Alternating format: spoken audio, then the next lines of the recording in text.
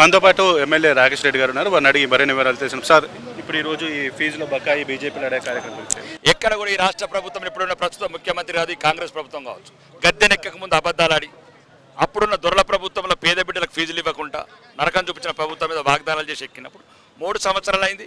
పాతవి లేవు, ఇప్పుడు లేవు. కమిషన్లు ఇచ్చే కాంట్రాక్టర్కి లక్షల కోట్ల బిల్లెట్లు ఇస్తున్నారు. పేద పిల్లలు సామాన్యులు ఒకవేళ చదువుకే దూరం అయితే వాళ్ళ జీవితం అంతా అగమే గోచరమైతే వాళ్ళ భవిష్యత్తు చూస్తున్నాం 3 సంవత్సరాల నుంచి. ఇంకా ఉపేక్షించే సమస్య లేదు. ఎట్టి పరిస్థితి కూడా ఈ ప్రభుత్వాన్ని మెడలు వంచి ఆ బిడ్డల ఫీజు రీయింబర్స్మెంట్ ఇచ్చే వరకు పోరాడుతూ ఉంటాం. అయితే సార్, నేను జెన్జీ సీఎం అని చెప్తున్నా యువతను నిరుద్యోగులను నిర్లక్ష్యం చేస్తున్నటువంటి ప్రభుత్వం దీనిపైన నువ్వు అదే చెప్తున్నాను.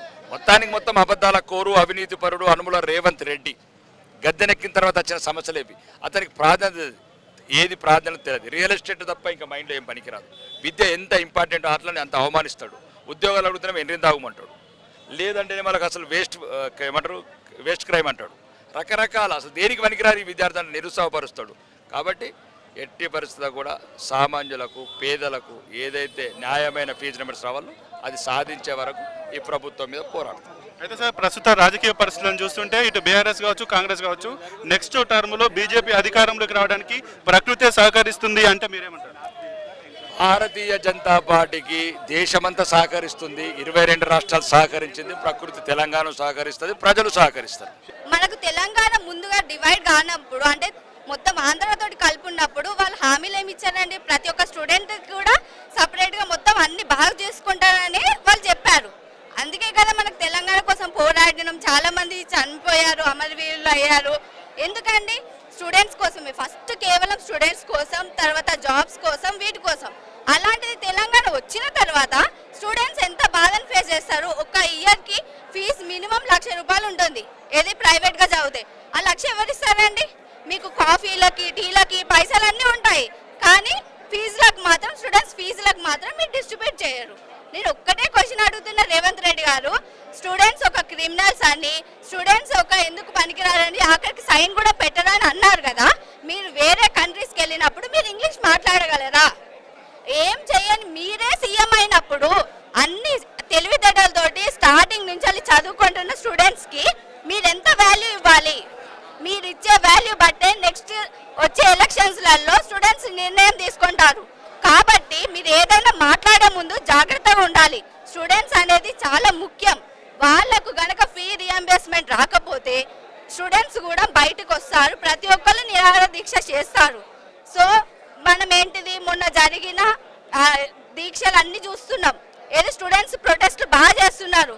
అదే గనక ప్రొటెస్ట్ మన తెలంగాణలో జరిగితే మీరేం సమాధానం చెప్తారు? నేను ఒక్కటే అడుగుతున్నా. అదే ప్రొటెస్ట్ తెలంగాణలో జరిగితే మీరేం సమాధానం చెప్పగలరు స్టూడెంట్స్కి?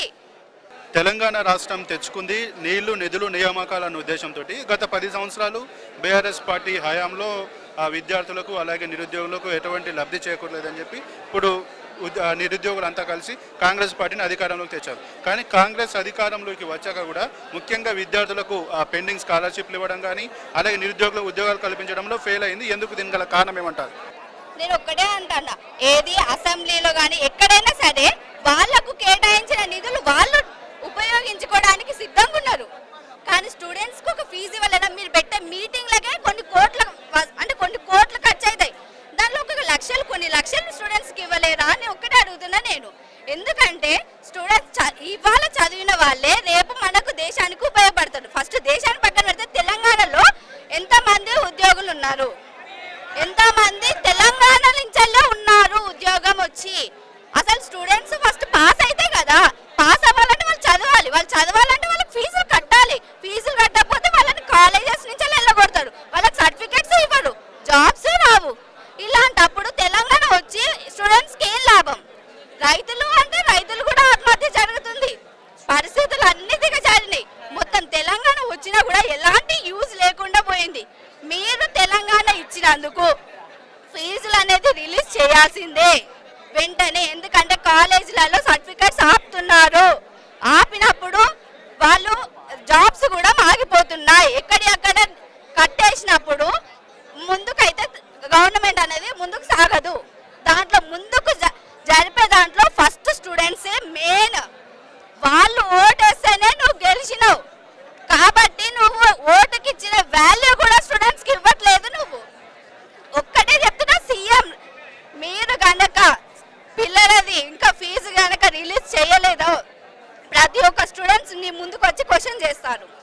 అయితే ప్రస్తుతం తెలంగాణలో ఎడ్యుకేషన్ మినిస్టర్గా సీఎం రేవంత్ రెడ్డి కొనసాగుతున్నారు.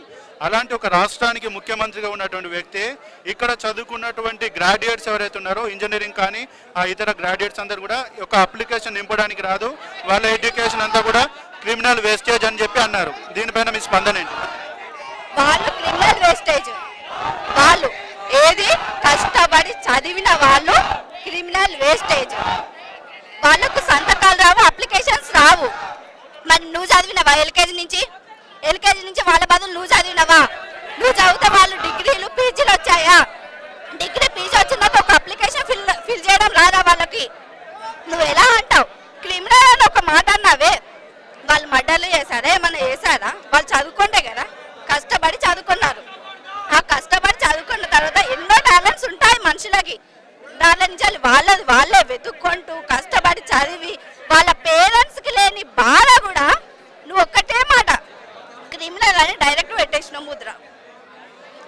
నీ కొడుకు నీ మనవాళ్ళు ఎవరో ఒకళ్ళు వాళ్ళు కూడా స్టూడెంట్స్ అవుతారు కదా, అంటే డైరెక్ట్ వాళ్ళని కూడా నువ్వు అన్నట్టే కదా క్రిమినల్ అని. నేను ఒక్కటే చెప్తున్నా, రిలీజ్ అయితే కాకపోతే వాళ్ళు క్రిమినల్ అన్న వాడికి న్యాయం అయితే జరుగుతుంది. ఎందుకంటే వాళ్ళకి ఇంకా బయటికి వచ్చే ఉద్దేశం లేదు.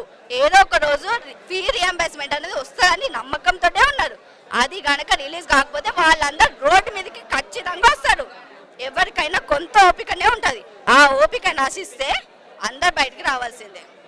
ఆ వచ్చిన రోజు రేవంత్ రెడ్డి గారు మీకు ఉంటుంది కదా, మీరు అన్న మాటలు ప్రతి ఒక్క దానికి వాళ్ళు నిదర్శనంగా ఉంటారు.